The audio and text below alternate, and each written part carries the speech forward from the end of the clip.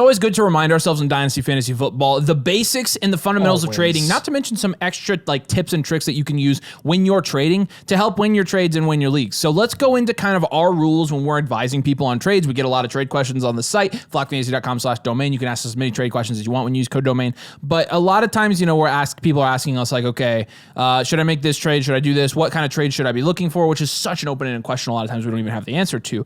But let's go into some strategy points here when you're talking about, winning your trades and how to kind of dominate your leagues that way. So yeah, well, this is also kind of lines up with something that we noticed with ADP risers as well. Yeah. That we'll talk about or touch on in another video. But one of the things we noted there was that a lot of those ADP risers, some of the biggest ones, are veterans. Correct. And we're seeing a lot of trade scenarios right now from our supporters that involve veterans. They're either receiving veterans or they're moving off of them. They're acquiring guys like Bryce Young, or maybe a Saquon Barkley who's a veteran, or a Mike Evans, Devontae Adams. A lot of those assets are being moved around at the moment.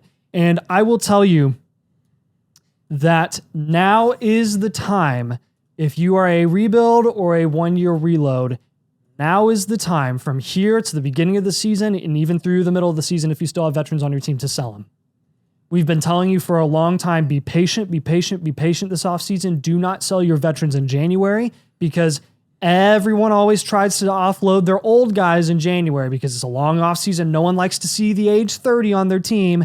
No one likes to plug in their team into Dynasty Daddy and tell them that they have an awful team because they have Devontae Adams, who's probably going to be a wide receiver one next year. Right. And they offload him too early at a discount. Guess what? Devontae Adams and Mike Evans are increasing in value. Those types of wide receivers, those types of older assets are increasing in value. This is a time, rebuild specifically, to move off those guys. If you can package your veterans now and you can acquire high value upside assets like Jaden Reed, like Bryce Young, even some safe running backs like Trey Benson or Jonathan Brooks, I would capitalize on that opportunity now. So that's a big point that we've been seeing quite a bit of and are advising heavily for those people that are rebuilds and reloads. Yeah, and so you're talking about, we see a lot of people like, sending out deals for, trying to think of examples of guys that you shouldn't sell right now because they're... TJ Hawkinson. Sending out deals where they're sending away TJ Hawkinson, sending out deals where they're trading away Trevor Lawrence, sending out deals where they're trading away a guy like Drake London, guys that you'd be selling low on probably. Our obviously number one advice always, Michael Pittman's a good one. Dell. Yes. Do not sell low on players where you can avoid it. And so that means, number one, don't sell low on players when their situation changes. That's what the most common thing in the offseason is.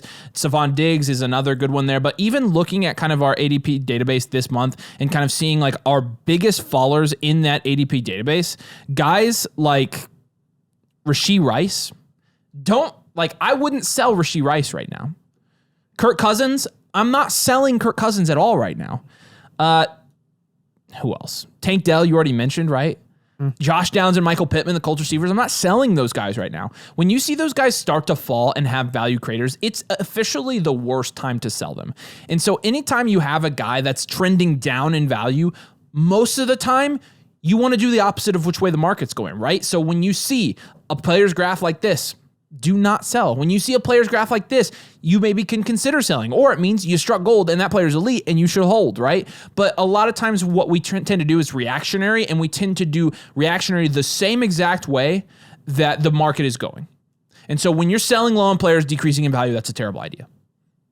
All across the board, it's just something that when we're talking about, like, should I trade this player, this player, or this player? When we're recommending our trade targets on our team blueprints, we're talking about, we have, a list of guys that we consider sells right now. None of them are guys that have decreased in value over the last 3 months. Because again, we're not trying to sell on those guys. And inversely, the same thing goes for buying high on players as well. Yeah. And look, how does this scenario kind of apply itself in the middle of the season? Because again, we are looking ahead towards the start of the season already. We're in summer. We're getting closer and closer to training camp and all the hype and all the news. Don't ever sell a player low when you're disappointed with their production in the middle of the season. First of all, look me in the eyes, all you that are watching. do not tell us that we do not admit when we are wrong, because we were 100% wrong about Jahmyr Gibbs at the beginning of last season. Look, when you can slander us all you want, like, but saying that we don't take an L is legit the stupidest thing I've ever heard. Like, we are so freaking dumb. We take more L's than anyone I know. Like, yes. We are wrong. Like, of all things, I'm like, yes, of course we're idiots. Yes. We're not experts. We are stupid people with a camera. That's the one difference between you and us, is we have the camera. That's it. We take our L's on stuff we suck on. We suck a lot. One of the biggest L's that we will gladly take was the Jahmyr Gibbs mistake last year. Here was the story with Jahmyr Gibbs. We were way high on Jahmyr Gibbs as a prospect. He ends up going way higher than we even expected. We're so excited about his production going into the start of 2023. What happens? Montgomery gets all the red zone carries. Montgomery gets Montgomery for the first 6 weeks. Jahmyr Gibbs doesn't do crap. Didn't do anything. And we start He would get to the one, and he would just get tackled. And we start freaking out because we say you never, ever, ever sell a player low because he starts decreasing in value. But what were we telling people? Low. Sell him anyways. Sell low. I want out of this situation. I'm tired of the DeAndre Swift effect in the Lions offense. Some of the worst advice we've ever given Terrible on this advice. channel. Terrible. Legit, completely. Terrible. Emotional, reactionary, moving the same way the market is. Completely awful Because Jahmyr advice. Gibbs was always 10 times better than DeAndre Swift. Oh, so much. And look, what's the moral of the story there? What we went against, our own advice. Do not sell a player low. Don't do it. And one of the most common scenarios where we see this happen is when a player goes down with injury, when a player is banged up, when a player has a hammy issue or something like that. Don't sell him. Why would you do that? Why would you sell Breece Hall when he was just hyper productive as a running back and tore his ACL? You hold him. True. Are you disappointed with holding a guy who you know is inevitably going to increase in value in 12 months? I mean, no. Play the long game. Absolutely not. People who drafted Kyle Pitts in the first round of startup drafts 2-3 years ago, he saw his value go as low as the 8th round. Now his value's back up to the 4th, 5th. Like, you had to have held through that. You have to hold through that stuff, right? And so, pivoting off of that, again, don't the idea that we don't take L's, like we think we're smart, like that is legit. Like, Nathan is the stupidest person I know, and I know he thinks that about me. Like, we are dumb. But one thing that isn't dumb is avoiding 1-for-1 trades. Okay, because 1-for-1 trades, you're basically just making a bet on who you think is better based on your own opinion. And every move, when you're making trades, you should be going for small value wins. You're not really getting a small value win unless it's a steal. Nobody competent is making a 1-for-1 where there's an ADP difference of more than like a round and a half, or they're just out of their mind. So if you can get a steal, like the asterisk on every single one of our videos and everything we say is unless it's a steal, right? So don't make 1-for-1 trades. Garrett Wilson for Marvin Harrison Jr. Like, you're making that trade. You just make the trade. But outside of that, what we're talking about is, for example, like trading Michael Pittman straight up for DJ Moore. Why? Really? Why? Because you prefer him? Like, that's a terrible reason. If we gave advice based on our preferences, we probably would. We wouldn't have as many supporters. Not have a lot of people watching our show. And so basically, again, what you're relying on is your gut or your instinct. And sometimes your gut is good, but most of the time your gut sucks. And your gut is basically just a big part inside of you that doesn't really do anything. We always say go with your gut when you're deciding between a player and another in the same tier. But that's within the context of startups and within drafts. It's completely different. Rookie drafts. What's the purpose of making trades? It's value. It's to accumulate value. So why would you ever make a lateral value move within the same tier? That's your job in the startups. That's your job in the drafts. Like that's not what trades are for. That defeats the purpose of trades.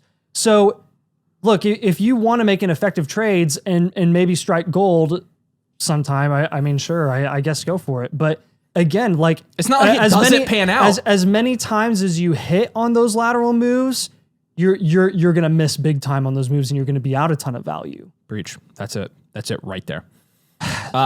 Don't overpay for assets with low draft capital investments. Okay, so and what we mean by draft capital investment, Troy Franklin.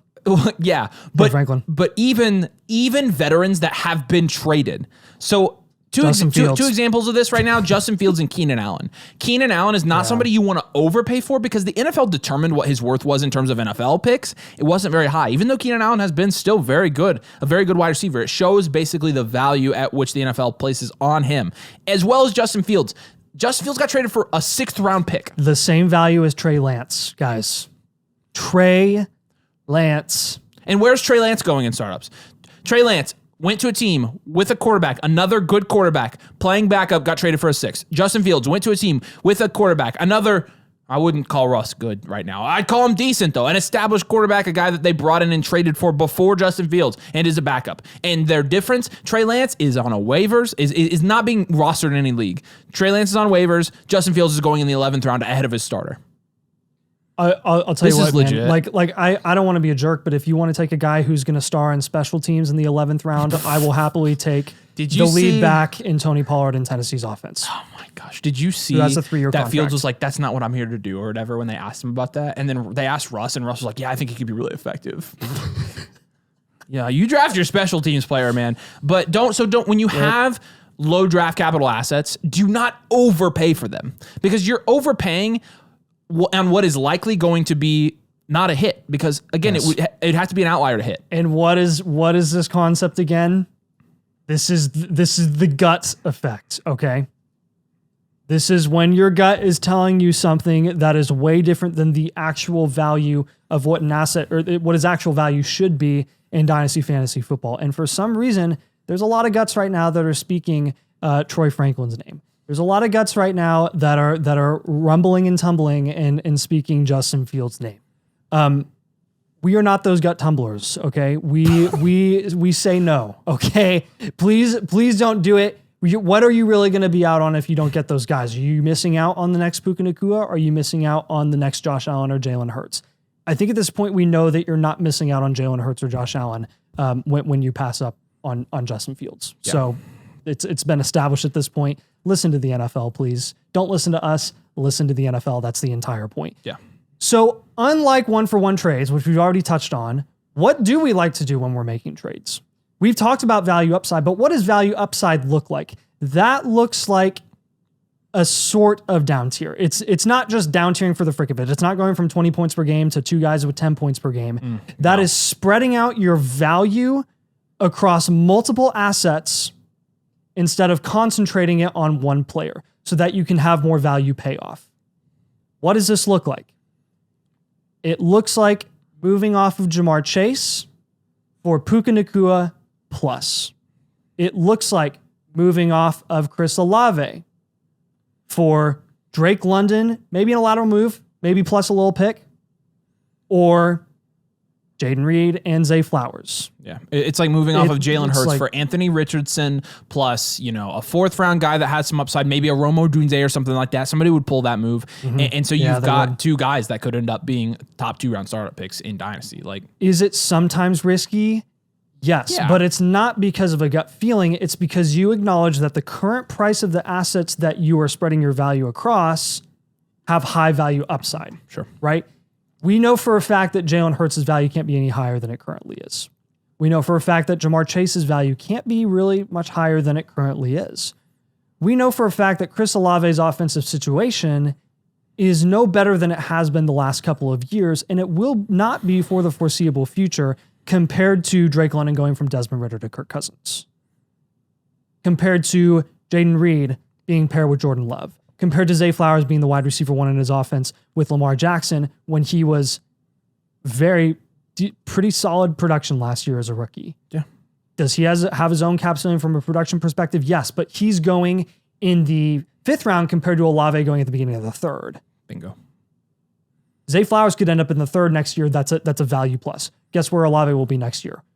Probably in the 3rd or 4th. 3rd or 4th. Yeah. I don't think he moves that much. No. And so let's talk about some different types of trades you should be making. Down tiering is one of them. Down tiering is definitely something that you're doing on almost every single hard rebuild when we assign you that team archetype with your team blueprint. By the way, team blueprints, flockfantasy.com/domain. Use code domain, choose the mother flock tree, you get one of these. It's a comprehensive review of your dynasty team positionally, your depth score, your cornerstones, your draft capital, all of it. And then we're going to establish a direction for you. We're going to figure out the team archetype of your team using the dynasty value matrix. And then we are going to establish a direction for your team, what moves you should be making to get there, and then work with you to get to that point in your team. And so it's not only a team review, it's a one-on-one engaged process from Nathan and I to help you get to where you can win your league. And so that's why you should do it. Flockfantasy.com/domain. Use code domain, choose mother flock. Like I said, links in the description if you want to join. Make sure you use code domain. But when we go through and we use the Dynasty Value Matrix and we're looking at the very bottom of the Dynasty Value Matrix, if you could throw that up there, Luke, just a screenshot. Looking here at the bottom of the hard rebuild category.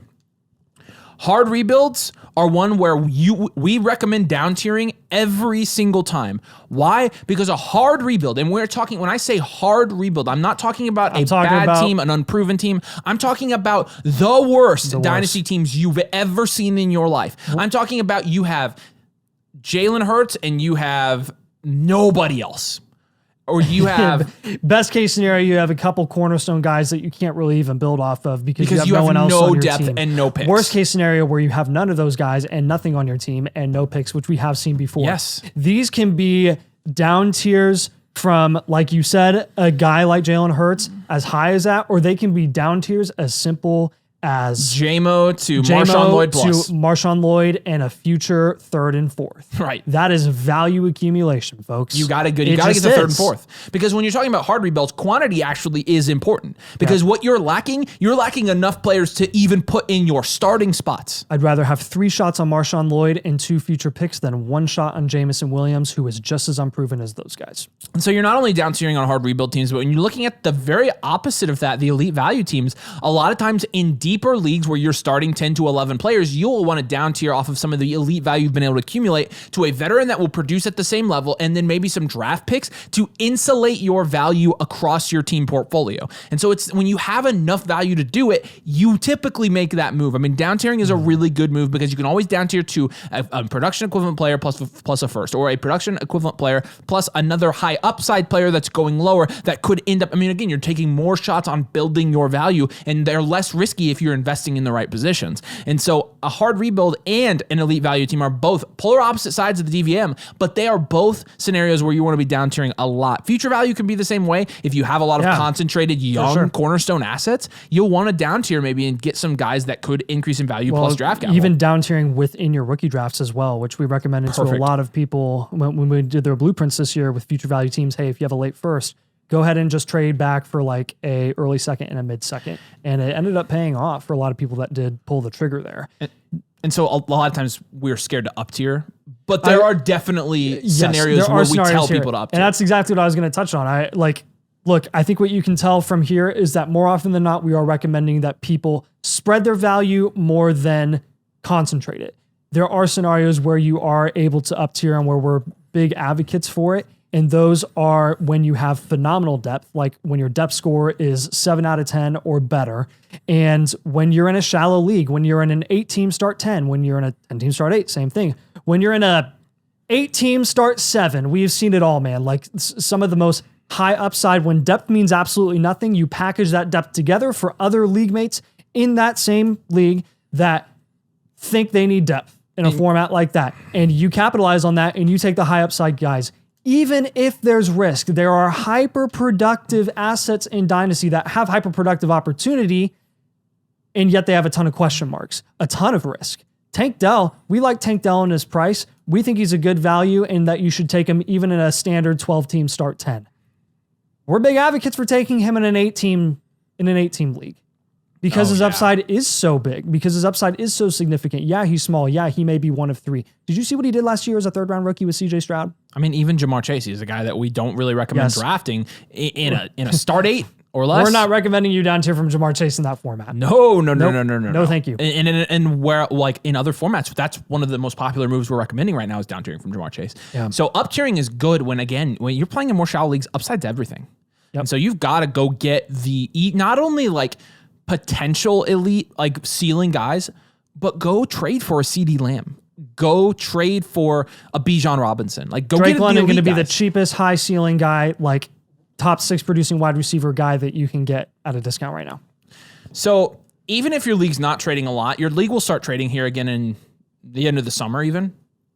You should be ready.